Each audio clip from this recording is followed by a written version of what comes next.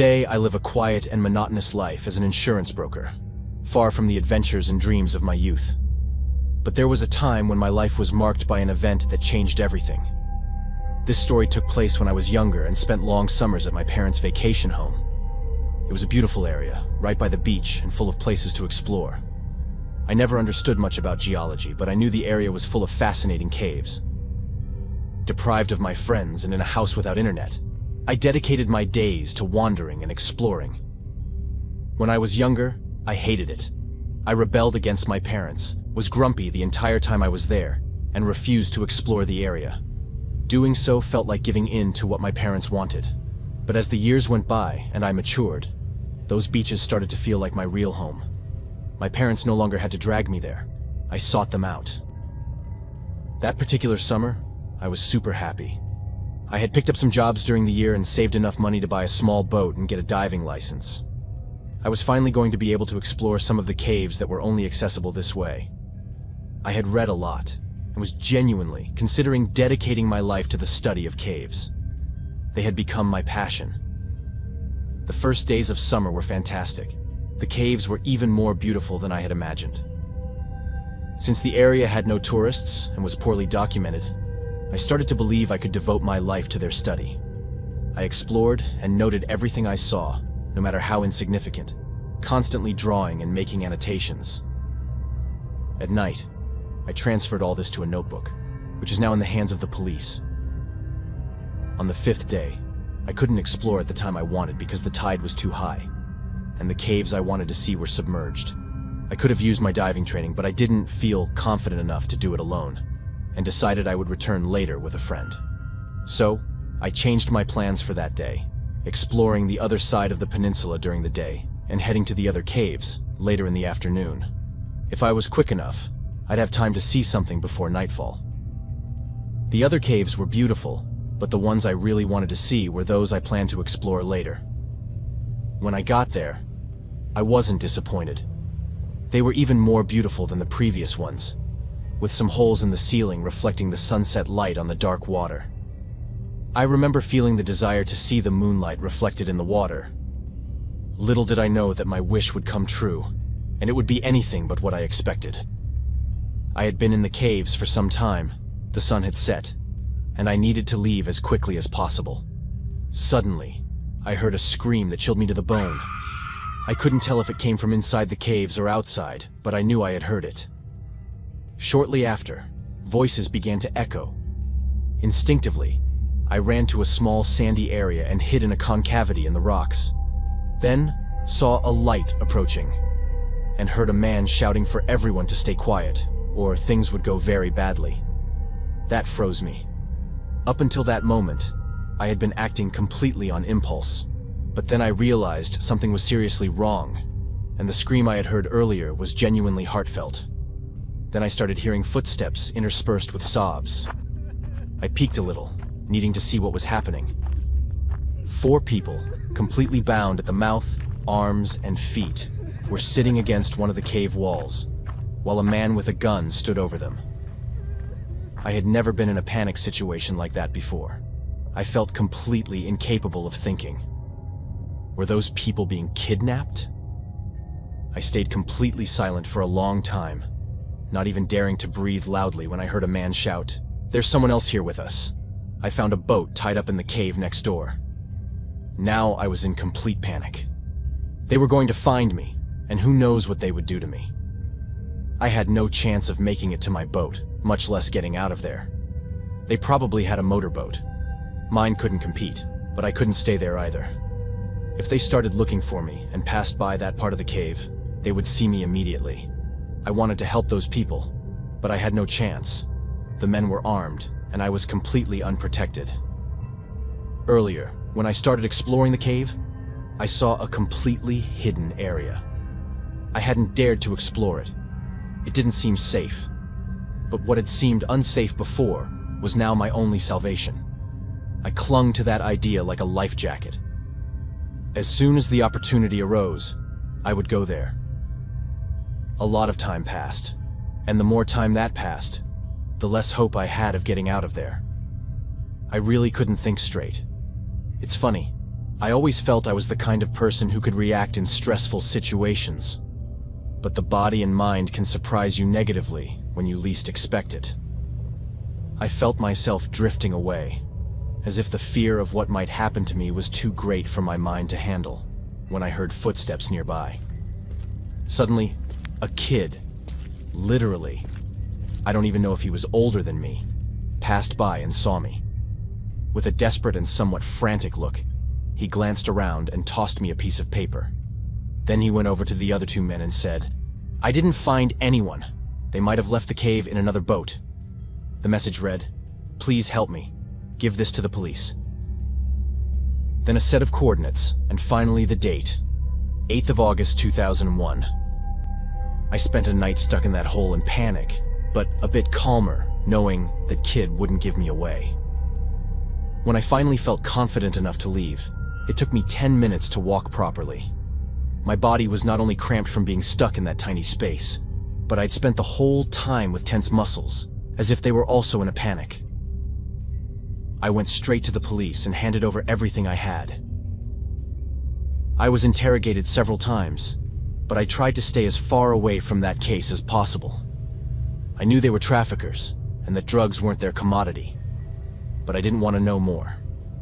It was too dark a world, and I feared being sucked in when I learned more sordid details. For years, I didn't return to that area. I didn't know how many people were involved in such a business, probably hundreds. I didn't know how many had been caught. I was only called once to confirm the face of the boy I had seen. So, I didn't want to take any risks. Besides, I was pretty good at burying the whole story deep in my mind. But in times of stress or panic, my mind still goes back to that dark cave. My dream of exploring and studying them never came true. Now, I'm an insurance broker. I'm not as happy as I feel I could have been if that hadn't happened. But for now, at least I have stability.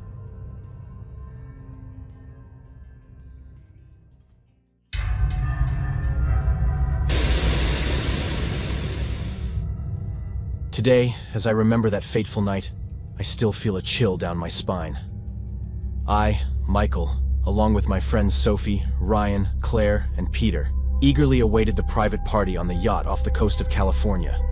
We were all excited, each of us meticulously preparing for the occasion. The sun was setting as we boarded, and the party promised to be unforgettable. Sophie had always dreamed of a luxurious birthday party. It was an ambition she had harbored since childhood, when she would flip through fashion magazines and see pictures of extravagant parties on yachts. To her, it symbolized the pinnacle of success and celebration. When she turned 27 and finally had the means to fulfill her dream, she decided to rent a yacht for her birthday celebration. This was her moment, a celebration of personal success and the friendship that united us. The yacht was a true floating palace. The lights twinkled, the music was loud, and laughter echoed in the air. Each of us was immersed in the atmosphere of euphoria and luxury. I remember looking out at the vast ocean and feeling the power of nature, that vast expanse of water, magnificent and strong. I caught Peter's eye and we both smiled, knowing this was a special moment for everyone, not just for Sophie, who by then was already taking photos and recording every moment. Ryan, the fun and laid-back one, was serving cocktails and making everyone laugh. Claire, on the other hand, was trying to hide her anxiety, but her eyes sparkled with excitement. The party continued as the yacht sailed into deeper waters. For a moment, everything seemed perfect. However, I started to notice something strange. We were moving farther away from the coast than expected. The music was so loud that no one seemed to notice the growing distance between us and the shore. My instincts started to alert me, but the euphoria of the party made me ignore the signs. Later, I found out that we all had, especially Claire. She suffered immensely from anxiety, so in groups, she was used to suppressing her instincts as much as possible. She was tired of being stereotyped as the stressed one, and hearing things like, "You need to calm down, relax more." Since that day, she learned not to ignore the signs. Suddenly, a blackout hit the yacht. The lights and music stopped abruptly, and an unsettling silence took over. We tried to contact the captain, but communication was down. We tried to stay calm, but fear began to grow within us. There was nothing visible on the horizon, not a single light indicating which direction the land was. We had been on the yacht for more than 3 hours, in the middle of the open sea. I had helped plan the whole thing. The goal was never to stray far from the coast. We were supposed to be able to see it without any problem. The best thing was to go to the cabin to check if everything was okay with the captain. That's when we heard a distinct sound. The sound of engines approaching. A group of armed, masked men, dressed in black, boarded the yacht. The little bit of party atmosphere disappeared instantly, replaced by palpable terror. The pirates boarded with terrifying efficiency, forcing us all to stay on the deck. No one dared to resist. The man giving orders was an implacable figure, with eyes that seemed to pierce our souls. He demanded that we hand over all our valuable belongings. We watched everything in silence, trying to go unnoticed, but we felt completely powerless in the situation. Then they began to separate us. Up until then, we were scared, but we were all together, united in the certainty that this was just a robbery. We just had to hand everything over and everything would be fine. They took us to different areas of the yacht. I was scared, none of us knew what would happen next, but I'll never forget the shocked terror on Sophie's and Claire's faces. Besides their lives, they had the most to lose. They left me in one of the yacht's rooms and left. I was genuinely panicking for my friends, but I didn't hear a single scream or cry. Was that a good sign? I ran to the door to try to open it, but to no avail. It was locked. Then I heard a gunshot. I can't even describe what I felt. I had never felt, and I hope never to feel, something like that again. Everything went through my mind at that moment. Were they killing us one by one? Had they killed just one of us who had tried to escape or confront them? I stayed in that room for hours, completely motionless, afraid even to move or breathe too loudly. Then I remembered the window. With the panic and fear of repercussions, I hadn't thought of trying to get out that way. Probably because even if I managed to get out of that room, I had no idea what was happening. Even if I could escape the room itself, we were still trapped on the yacht. No way to escape. I hadn't heard any noise for hours, so I easily opened it and jumped out, making every effort to be as quiet as possible. The yacht was engulfed in absolute silence. Nothing could be heard. Cautiously, I began to explore the exterior areas. The first person I found was Claire, and we quickly realized that the 5 of us were alone on the boat. They hadn't done anything to any of us. They had simply left us there for hours, thinking they were still with us, and that if any of us tried anything, there would be repercussions.